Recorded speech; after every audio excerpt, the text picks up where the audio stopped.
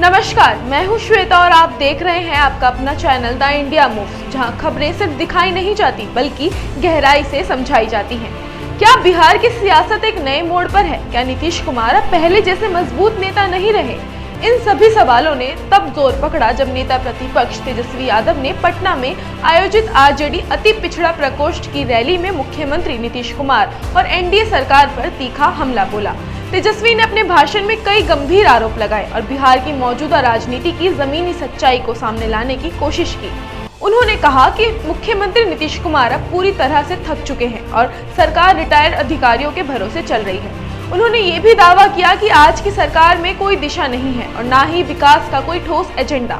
उनका कहना था कि बिहार में बेरोजगारी और पलायन जैसी समस्याएं लगातार बढ़ रही हैं और सरकार आंखें मूंदे बैठी है। तेजस्वी यादव ने आरोप लगाया कि राज्य में अति पिछड़ा समाज सबसे ज्यादा उत्पीड़न का शिकार हो रहा है और प्रशासनिक स्तर पर उन्हें जेलों में डाला जा रहा है। उन्होंने तंज कसते हुए कहा कि बीजेपी ने नीतीश कुमार को पूरी तरह से हाईजैक कर लिया है और अब जेडीयू भी कुछ लोगों के इशारों पर चल रही है जो बीजेपी की राजनीति को मजबूत करने में लगे हैं। उनकी नजर में नीतीश कुमार की छवि अब स्वतंत्र नेता की नहीं रही बल्कि वे बीजेपी के प्रेशर में चलने वाले नेता बन चुके हैं।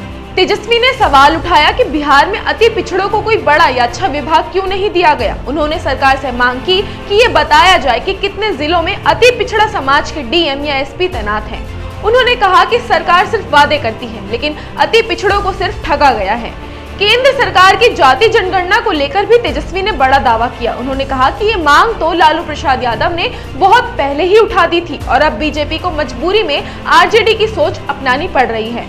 उन्होंने इसे आरजेडी की जीत बताया और कहा कि हमारी लड़ाई अब यही नहीं रुकेगी। तेजस्वी ने यह भी स्पष्ट किया कि जातीय जनगणना के बाद अब आरक्षण की सीमा बढ़ाने की मांग की जाएगी और भविष्य में लोकसभा और विधानसभा में भी पिछड़े और अति पिछड़े वर्गों को अनुसूचित जातियों और जनजातियों की तरह आरक्षण देने की बात उठेगी।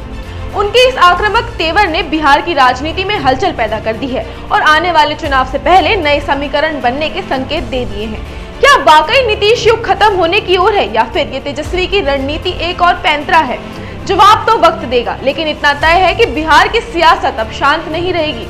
हमें दीजिए इजाजत और ऐसी ही खबरों के लिए देखते रहिए द इंडिया मूव्स और हाँ, वीडियो को लाइक और शेयर करना ना भूलें।